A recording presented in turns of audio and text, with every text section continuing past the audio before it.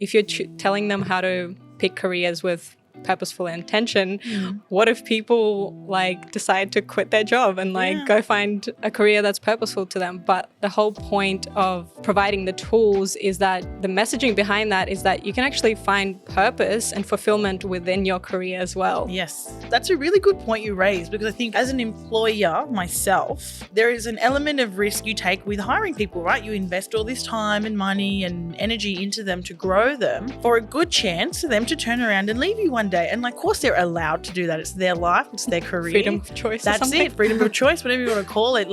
That's something that all employers I know feel. And, sometimes people are scared to invest in people, but I guess, and similarly with the Purpose Project, is you're really kind of encouraging people to find purpose within their career. And look, there is a chance that they might pack up and bugger off and go elsewhere one day, but hey, I guess that's life. And those are risks that we take. With anything, there's always risk. Yeah, no, I love that. Welcome to the Marketing Mentors podcast, brought to you by RedPandas Digital. My name's Tasha, and today I'm joined by a very special guest, Elena, and now I'm not going to butcher it, Melnykova. How does that sound? Pretty good. Oh, yeah, I did it. I'm so proud of myself. All right, anyway. So Elena is one of our digital marketing consultants here at RedPandas, or DMCs. Also interchangeable with project manager, account coordinator, account manager. Basically, Elena's got a bunch of clients here at RedPandas that she arranges all of their retainer services for, and she does a fantastic job at that. Elena's been with us for, that's a nice one. She's been with us for just over a year, or just on a year, I think. Feels like a lot longer, I must say. And I'm really excited to have you on today to talk about some of the stuff that you do within the business, but also outside of the business. Elena, welcome.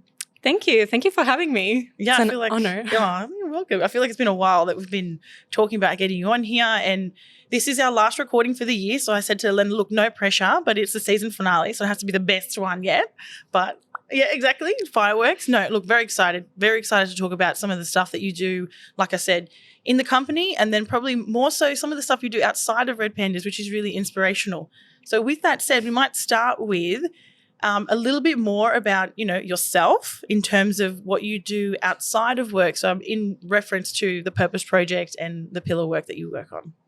Cool. So I am the head of marketing at the Purpose Project, and I just also became the director there. Oh, so that's exciting. I'm co-directing with 4 other people. So we launched the Purpose Project Ari and Suraj launched the Purpose Project in end of 2019, right before COVID hit. And then I got introduced to them through a friend. She knew I was doing a very similar startup, and essentially I kind of bothered them to the point that I was like, I really want to help you guys. I'm doing such a similar thing. I want to come on board and just help you guys rather than trying to do this on my own. I never found anyone as passionate about the same topic, essentially, and doing the same thing. More. What is the Purpose Project? What is that passion, that project that you have? So the Purpose Project's aim and mission essentially is to help young people, and now also people in their careers as well, figure out what the career paths that they want to do are, and finding purpose within work and fulfillment, whether it's within the job that they have right now or a future career path. Yeah, I love that. So what do you personally get out of working with these people at the Purpose? Sorry, is that Purpose Project? It is Purpose Project. What's Pillar? Pillar is a student-led organization that is essentially all students, so at different stages in their degrees, and they do marketing for good. So pretty much what they do is they help. They're a non-for-profit, or they're trying to get the non-for-profit status, helping other charities and non-for-profits with their marketing. So they take on around 20 projects per cycle, which is twice a year. And there's 2 students assigned to each project. They're like project managers, project leaders, essentially, kind of like what I do with our clients. Yep. And they run the project. They talk to the client. They do they have 3 objectives, much like I have KFAs and milestones for our clients. They have that with their client as well. And they do that over 10 weeks, and then they provide the deliverables. Okay, awesome. So now that I've clearly defined, or you have, sorry, pillar and then purpose. Let's go back to what you personally get out of the Purpose Project and your role there, obviously as marketing director and now, newly one of the directors. What do you get out of that personally, Elena? The main thing I get out of it is I've always wanted to help people. At first, I thought that would be through medicine. Yeah. And then I realized there are so many other ways to help people. Like in high school, I actually started a similar startup because I was really lost. Yeah. Essentially trying to figure out what career path to do. Like the career advisors at school were really unhelpful. Yeah, no, I can relate to that one. They were like, you have good grades, just become a doctor. And I was like, cool, great advice. Yeah, or if you're interested in the performing arts and you tell them you want to become an actress, they basically tell you that's not a real job and then to move on. Well, that was my experience. Let's just say that. Essentially. And usually the career advisor is also just a teacher for another subject. Exactly. Like our career advisor was a PDHP Ours was teacher. economics. Yep. Boring. Anyway. So I wanted to have, pretty much build a service to give the tools necessary to kind of make your way through to figure out what your career path is. Because no one can essentially tell you what you can do. No one can figure it out for you. You need to figure it out. But the thing is, you need the tools to get there. And there's a lot of pressure, I think, put on young people. And I definitely know I felt it, 10 plus years ago when I was in high school. But I know it's only probably getting more and more. People are growing up quicker these days. You see it in kids around us and let alone that next generation. People are, there is a lot of pressure on, perform well, pick the course or the path that you need to do forever type of thing. So, I really like that you have that connection with these. Now, is this just high school students? Is it uni students? Is it both? What's the gap there or the age you're working with? So with Purpose Project for the last, 3 years, it's been with high school students from year 9s to 12. Year 9 is slightly sometimes too young, depending on the school and the group itself, really. Yep. And sometimes year 12 is too late. So our sweet spots, year 10 and 11, that's when they're the most ripe for the choosing of what they're figuring out. That will help them with subject selection as well. Yeah, of course. But we've definitely trialed in universities as well. Mm-hmm. It's really hard to get into universities. Yeah, okay. And then we've recently started to expand into the corporate world as well. Some people have definitely asked me well, if people are choosing career, if you're telling them how to pick careers with purposeful intention, what if people decide to quit their job and go find a career that's purposeful to them? But the whole point of providing the tools is that the messaging behind that is that you can actually find purpose and fulfillment within your career as well. Yes. Yeah. I love that. And that's a really good point you raised, because I think as an employer myself, so I'm looking for people to, we're hiring for a copywriter right now. There is an element of risk you take with hiring people, right? You invest all this time and money and energy into them to grow them for a good chance for them to turn around and leave you one day. And that's in their remit, their responsibilities. What's the word I'm looking for? Of course they're allowed to do that. It's their life. It's their career. Freedom of choice. That's it. Freedom of choice, whatever you want to call it. That's something that all employers I know feel. And, sometimes people are scared to invest in people, but I guess, and similarly with the Purpose Project is you're really kind of encouraging people to find purpose within their career. And look, there is a chance that they might pack up and bugger off and go elsewhere one day, but hey, I guess that's life. And those are risks that we take. With anything, there's always risk. Yeah, no, I love that. So obviously there's a lot of stuff that you do that's, like you mentioned, non-for-profit before, or there's some things that you don't get paid for. So there's a lot of clearly passion and your voluntary time put into it. Why do you think it's so important that you're giving back? Honestly, when I moved here, I'm originally from Ukraine. So I moved here when I was around 8 years old. I was kind of on my own, just you go and figure it out. My stepdad never ended up finishing high school here. My mom didn't go high school or university. Really, like she did some high school back in Ukraine, but they never received a higher education. And also my mom was learning English when I moved here. So when it came to education and studying, like I was on my own for that journey. Yeah.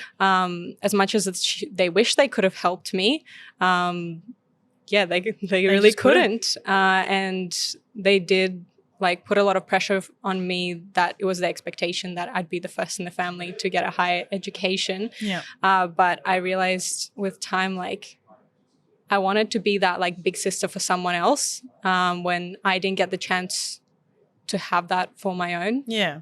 I don't know where that came from.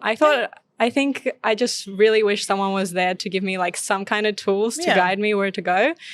So I just want to make someone else's life easier, even if it's I touch one person. That's all that really matters to me. Yeah, and that's so nice to hear, Elena. Moby often says tension forebodes the breakthrough, or the tension comes first and then the breakthrough's there.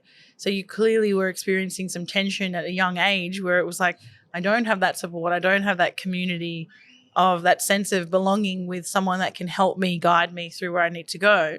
And so now you're wanting to give back in that sense. And I really like that. I admire that. I think it's really, really lovely. If only the world was full of more Elenas, we'd be a much happier place. All right, awesome. So I think, we've talked about what it does for you personally.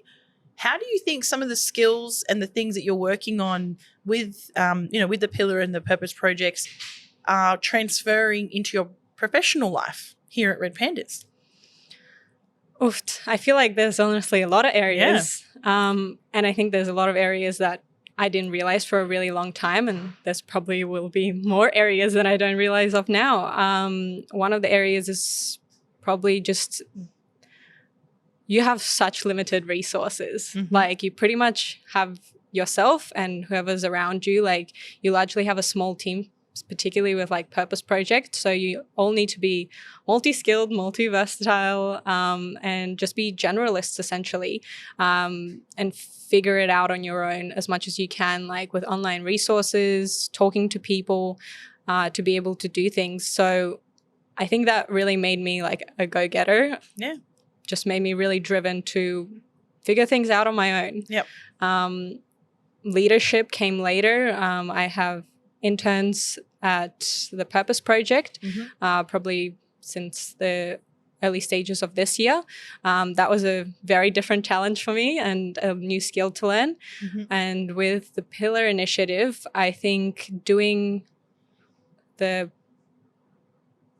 partnership role that I did there, I was a partnership director there for a while, was essentially working in a collaborative space where you all have very limited resources, but you can use your networks to essentially find mentors and help these students, and also figure out skills on how you can help these organizations and find creative ways with the limited resources that you have. Yeah. So I think that's really informed me in my role here to be able to find the solutions on the limited resources before I have to take different steps. Yeah. Problem solving. It's a big reason why we hired you. I remember when we were interviewing you, and I remember thinking like, this girl knows how to solve a problem. And it's actually something that you don't see a lot in this upcoming generation of professionals. They haven't had to solve problems for themselves. So there's been a lot of guidance for, people in general. But I do remember, I strongly recall saying the multi things that you do and multi hats, faceted hats that you wear in the different roles have forced you to figure out how to solve problems on your own. And that is exactly what agency life is like. And even though, yes, you have resources, you have the support of the team around you, one of our key, values here is autonomy and being autonomous in your role. And it's something that, you display day in and day out. And it's clear where that's come from, that obviously part of your, upbringing and not having the support that you needed, as much as it was hard for you, it's built this resilience. So now you're giving back so that others don't have to feel that way, but you're also using that as a problem solving, tactic. I love it. Yeah. I mean, how can you really brief someone or guide someone on how to do something if you don't know how to do it yourself. Yeah, yes. You Right? can try, it doesn't work. No, it really Because doesn't. then when you get a shit outcome, you're like, oh, that's why. If you know how to do something first, you're more easily able to Yeah. guide someone on how to do it. Exactly. Yeah, definitely. And I think no matter how independent, resilient, or problem solver you are, we are a team and we work together as a team. And that's something that, when you haven't had before, it's a new feeling. Definitely. And we're all learning together. We're all learning every day together. Another thing that Moby says, win or learn. So there's no losses. We're just learning. So we're winning and we're learning, which is awesome. I love learning from everyone in this team. Yeah. It's such a pleasure to grow with such like-minded people who also love learning. Yeah, that's nice, Elena. Not crying. You're crying. That's awesome. All right. So I do have just a couple of questions. Like I was saying before, you've got a lot on your plate, professionally, personally. What's some advice or some tips you could give to, the upcoming generation that are, passionate, eager, keen, and might be taking on potentially too much, or finding that balance between what is too much and what's just enough? I think you live and you learn, to be honest. Like, I had to walk away from the Pillar Initiative when I had to take on some more responsibility at the Purpose Project. Obviously, I took on the internship program. So you really need to see where your time is going and whether that aligns with the values that you're living day to day, and seeing what's not important anymore in your life, just constantly reevaluating what is important in that moment and what isn't. And if something's not important anymore, having the capacity mentally to allow yourself to let go. Yeah. Sometimes it's really hard. And emotionally, I think, I can imagine that decision for you wouldn't have been an easy one, because you're clearly passionate about the things that you're doing outside of work, but you knew something had to give. That tension was there, and then the breakthrough occurred. Yeah. Balancing things, you need to remember to look after yourself still. Yes. You do, Elena. Look after yourself, Elena. Elena's a very hard worker. For everyone listening, she's an extremely hard worker, which is your strength and your weakness, because you get to a point where, you work so hard, you make yourself sick. And that's not just from us. We don't push her that hard. Everyone calm down. We're not taskmasters. But no, I totally agree. I hope you're listening to the advice that you're giving us as well. So what do you do? What do you do then to find that balance? What do you do to relax, unwind, make sure your mind is being looked after as well? I check in with myself. My main thing that I need to remind myself to do is to go back to the habits that I've established work for me. It took me a really long time to figure out the habits that work for me, and it wasn't the ones that I thought would. I always gave shit to habits like yoga and meditation because I thought it was really hippie. Yeah. But I learned don't diss what you haven't tried yet. And my rule is always that I give something a shot at least 3 times, or for a period of at least 2 weeks. And if it's still not working after that time period, try something different. Yeah. But yeah, meditation and yoga the first few times was not for me. I thought it wouldn't work for me, but with time I learned that it really does. And it's really essential for me to just come back into myself, because a lot of what I do is looking after other people, even either at home or with my friends, with my family. Like, a lot of what I do is I'm a giver. I love giving back and I love looking after people. So reminding myself to come back to myself and recentering what my values are, what I need to do for myself from time to time. I definitely know I need to do it more frequently, but that is really essential to me. Remembering to exercise, remembering to like eat healthy, like those things. Just have a shower. Yeah, like literally, like it's the minute things that you're like, oh, it's common sense. Exactly. Yeah. That you need. Breathe. Once you grow up and you turn 18 or whatever your age is, that you're an upcomer in any industry that you're in, you don't have parents parenting you anymore. You need to parent yourself. So you need to be the one to remind yourself, like, if you have a session like I just spoke about with yourself, like once every 6 months, it's not good enough. Like you need to remind yourself constantly about these things until they become so engraved in you that they're just, you're on airplane mode. That's it. When you're doing them. Yeah, that's it. There was an episode Linda and I did a couple of months ago on habits of successful people. And a lot of the stuff that you mentioned, we talked about. And it's habits. You do something, I don't know what the statistic is. It might be 10 times, 3 times, I don't know. But you do something a certain amount of times, it becomes a habit. And it 66 days. Yeah, maybe 66 days. Honestly, I'm butchering it. Go Google it, someone else, because I'm not doing it. But when you form that habit, it 100% becomes a part of your daily routine. And those are all the things that, turn you into long-term successful, because you've got a good sense of self. You know what your triggers are. You know what your strengths, your weaknesses are. With that said, every day we're learning. Every day we're learning a little bit more about ourselves yesterday, who we want to become, where we're going, and our paths our journeys will cross paths. They will go different directions, and that's life. And it's exciting, and it is a journey.